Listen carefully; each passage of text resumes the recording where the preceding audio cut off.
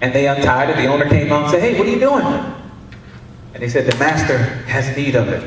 The owner said, "Okay, take it." Think about this. The donkey represents us. The donkey represents us. Think about a donkey. A donkey is classified as a stubborn creature. I mean, or can be stubborn at times. But think about this. Jesus says, "I have need of him." You mean to tell me that stubborn donkey, you have need of him? He said, yes. Matter of fact, in Matthew, it says that the colt was with his mother. And he says, bring them both. So Jesus has need of us. And the donkey is classified as a beast of burden. They also said the donkey is hard to train because it's so stubborn. But yet Jesus says, I have need of them. And think about this. Because it's so stubborn, yet Jesus says, I'm going to ride this in to Jerusalem.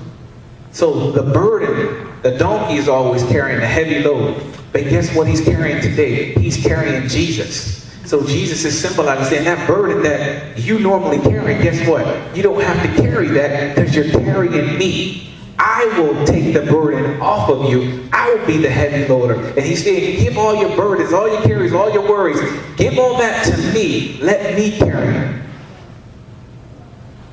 Jesus riding on a donkey was a prophecy that was spoken like 500 or 600 years before that by Zechariah, who said that, behold, your king cometh riding on a donkey. And when the king rode a donkey, it means that he was coming in peace. So not only was Jesus coming in peace, but he was the Prince of Peace. So when love rode in, you can think about and look at Jerusalem as us. Jerusalem was discombobulated. Jerusalem was in chaos.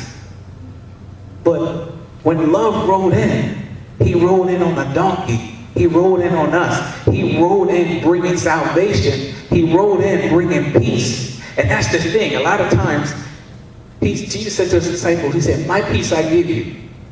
Not the peace that the world will give you, because the peace that the world will give you is in pieces. But the peace that Jesus gives us is the peace that surpasses all understanding. The world will give you medicine, say, hey, take this Ritalin. This will help you get rid of this. Take this Prozac. This will help you get rid of that. Take this, take that, take this, that, and the other. This will help give you peace.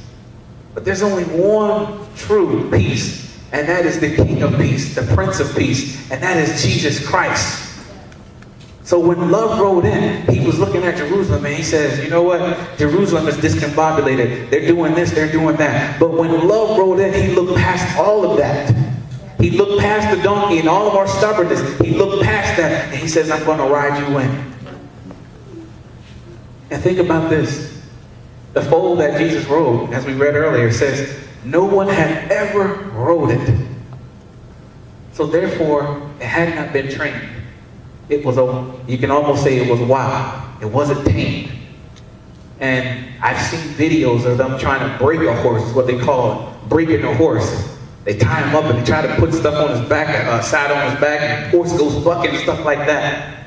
But when Jesus got on it, this thing didn't buck at all. So the wildness and the out of controlness, Jesus says, this is what I want to ride. I can actually, matter of fact, he was saying, I can work with that out of controlness, that wildness, that thing that people say, man, he crazy. I can use that craziness and transform it for my kingdom and for my good. When Paul was on the road to Damascus, he ran into Jesus. Paul was persecuting the church. He was doing that. He was putting them in prison. He was responsible for Stephen being killed. And he ran into Jesus. And a bright light shone on Paul and he says, who are you? And he says, I'm Jesus, whom you persecuted. And Jesus told Paul, he says, it's hard for you to kick against the prick.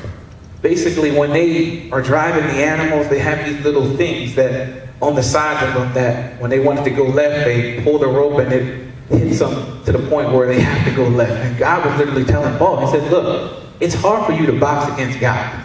It's hard for you to box against what's driving you. If I say go left, you got to go left because you can't fight against me. So when love rode in, he took all of our failings, all of our things that people look down on us for, and he rode in anyway. When love rode in, that they failed. But when love rode in, it never failed. He was speaking the victory even before the battle. So think about this. From the beginning, that time when Adam sinned, sin was like an unstoppable force.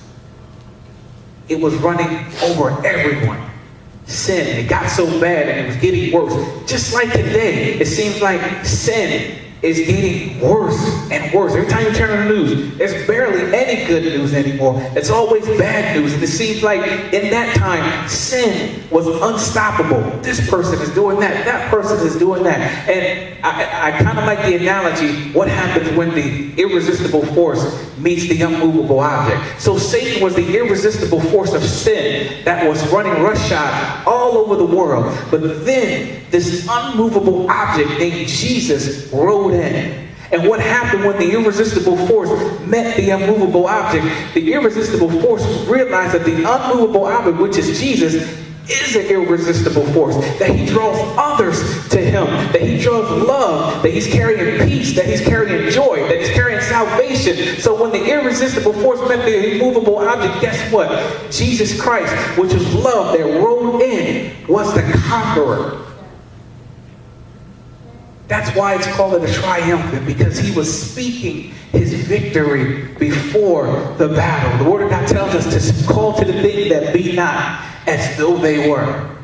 I know I'm still coughing. I know I got the sniffles and this, that, and the other, but I'm still decreeing and declaring that by his stripes I am healed.